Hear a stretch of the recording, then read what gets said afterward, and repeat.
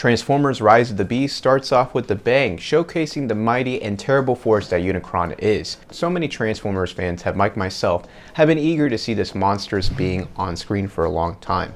The film opens with an invasion on a distant planet where we find the Maximals. Unicron's terrorcons are led by Scourge, and they are after a transwarp key. The key is the greatest piece of technology the Maximals have. The Maximals are a group of ancient beast machine-like creatures led by Apelinq. He hands Optimus Primal the transwarp key during the Unicron invasion, and Apelinq asks Primal to lead the faction moving forward. Apelinq buys time for the others to escape the planet before Unicron engulfs and feeds on it. We fast forward to 1994 in Brooklyn, New York, where we meet electronics expert Noah Diaz, played by Anthony Ramos. He struggles to support his family and especially his sick younger brother. He steals a Porsche to sell for cash from a friend. Little does he know, the Porsche is actually an Autobot. We also meet Alina Wallace, played by Dominic Fishback. She studies artifacts in a museum and uncovers a Falcon statue. The statue contains the Maximal sigil, and Wallace breaks it. The transwarp key inside releases a pulse of energy that signals the Earth Autobots to move. Optimus contacts Mirage, the Transformers vehicle that Diaz was trying to steal. The key is seen as a way of returning home by the Autobots and Optimus Prime. He is surprised to find the key and claims that it unlocks portals to energon-rich worlds, planets like Cybertron, the homeworld of the Autobots. Noah eventually joins the Autobots on their quest to locate the transwarp key, but the terrorcons are also drawn to the key's energy on Earth. The Autobots and terrorcons battle in the center of Wallace's museum. Scourge stabs and kills Bumblebee in the middle of combat, and then Maximal Air Razor arrives to help their heroes drive off Scourge. Air Razor says that their Maximal faction has lived on Earth for thousands of years. They've attempted to hide the key by splitting it into two to keep Unicron away. Later, Unicron infuses his followers with dark energon to enhance their strengths. Optimus is angered by the prospect of Unicron obtaining the key and blames his trust in humans like Diaz. He also blames Diaz and possibly humans in general for losing people like Bumblebee. Scourge arrives to hand the key to Unicron, unknowingly missing the other half. He threatens Scourge to find the rest of the key. Wallace reveals while studying the key at a museum, she discovered that the other half could be located in Peru. The key is located in a temple, so the team travels to find it. Mirage and Diaz both start to develop a friendship before their departure. Stratosphere, an Autobot who can transform into a jet carrier, arrives and helps the team on their flight to South America. Diaz and Wallace chat about the long adventure and the prospect of Unicron. RC asks Optimus Prime if they could bring back Bumblebee with energon infusion. He says that perhaps, but only with the power that they have on Cybertron. The team meets up with Wheeljack in Peru and locate the temple. The key is not there, but Wallace takes notes of the symbols that she sees inside of a chest. The terrorcons attack her and Diaz in the temple. Optimus and Scourge begin their own fight as both factions arrive.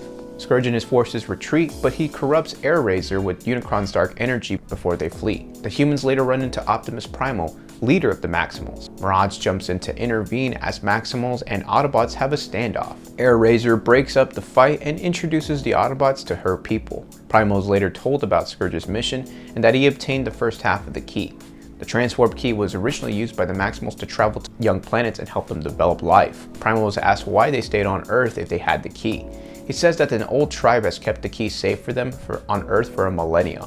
The other half of the key lies in the hands of humans and leaves Optimus Prime shocked, and Primal is disappointed to see Optimus be so eager to fight and risk worlds. Air Razor reassures him that this is only because Optimus has lost Bumblebee and his home world, but there is raw energon found on Earth, and Optimus Prime lies his friend on top of a rock mound of raw energon. He asks Primal if he could save Bumblebee, but Primal says that it can only work with an ignition by a great power source. Air Razor is then overtaken by the dark energy and goes mad. The other terrorcons attack and Primal hands the key to Diaz. Noah tries to destroy the other half of the key, but is convinced by Optimus to hold off. Air Razor takes the second half of the key and hands it over to Scourge. Primal and the others have to take Air Razor down because of the dark corruption that's engulfed her. Scourge regroups with his forces and begins for the arrival of Unicron, joining both halves of the transwarp key. Optimus and Diaz reach an understanding later on and squad the rest of the group up for a mission. Primal says that the only way to safely stop the unification process is to use an access code that they installed long ago to shut down the machine. The code was also split, much like the actual keys themselves, but Wallace has the codes written down and shares it with the team. They later plan on going through the bridge and luring out some of the biggest of Unicron's forces. The humans would travel under the bridge through the tunnels and towards the central antenna to shut it down, preventing Unicron's arrival. The Autobots and Maximals attack the terrorcons and showcase some cool transformation modes. Mirage helps the humans get into the tunnel and tells them that he plans to lure out Scourge. Diaz and him fist bump and go their separate ways. Mirage then attacks Scourge as the battle intensifies. Scourge finds Diaz below the tunnel and brings him out of the bridge. Mirage attempts to save Diaz but loses his own life. Mirage reawakens to form into an exosuit alongside Diaz. This releases a pulse of energy that also ignites the raw energon that Bumblebee is laying on. Optimus arrives to help Diaz fight Scourge while Wallace fights off her own Terrorcon. Stratosphere arrives and brings a newly revived Bumblebee into the battle. He destroys Unicron's forces while the Maximals and Autobots rally near the antenna. Wallace reaches the antenna as the others fight off Scourge. Wallace was able to break the code and shut the machine down. Scourge destroys the machine out of frustration, but Optimus Prime defeats him in a very satisfying way. Optimus decides to sacrifice himself to destroy the key. The antenna and the machine are destroyed, while a huge space vortex opens up. Optimus is almost sucked into it before Garcia and Primal save him. The heroes clear away from the destruction but reflect that Unicron may return one day. Wallace receives recognition for discovering the temple in Peru, and Garcia gets an interview at a security job. The place offers to pay for all of his brother's healthcare, and he is amazed by this.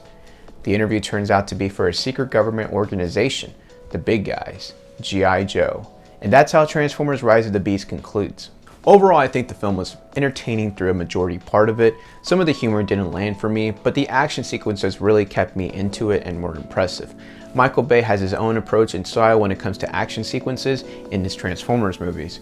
However, I think this film offered a good blend of that universe look with the OG 80s animation iteration. I also think the Maximals had a unique look to them, and I can't wait to see more of Optimus Primal. I'd be fascinated to see where they were during the events of the Michael Bay films, to be honest. But the franchise is changing a lot with the new direction from Paramount Studios. There is a clear attempt to centralize their Hasbro brands and characters into one central universe. The G.I. Joe tease was nice at the end and will definitely surprise many fans in theaters. As for the human characters, I didn't mind their scenes. I low-key missed the loud shouts of Optimus by Shia LaBeouf, but I think the cast does a solid job overall in just having that human element to the story. The film doesn't offer anything very unique when it comes to a story. I mean, when it comes down to the plot. You could see the ending coming a mile away, how the heroes would rally together. I never felt that Bumblebee was in danger most of the movie, even though he had a death scene early on in the film. So I think the film, while it did a great job in entertaining audiences, I think that the story and plot lines could use a little more refinement. But I found the film overall entertaining, and I would give it a good 7 out of 10. It's a good addition to the franchise and maybe a good step in a new direction with the Maximals and with the Autobots and Unicron, all of them included into this new direction. I would expect both to be back in future Transformers films. G.I. Joe and Transformers crossover should be coming soon as well, so just let me know if you're excited to see that happen as well. And let me know what you thought of this film in general. Let me know your own thoughts on the film. Let me know what you thought of the direction, about the plot, about the characters. Share all those thoughts down in the comment section below. Thank you for watching today's video, and I hope that you enjoyed today's topic. If you could hit that sub button, that would be awesome. Hit that like button and boost my video up on the algorithm. Click that bell so you don't miss any of my videos that get uploaded. And if you have some time to spare, check out some of these videos on your screen right now.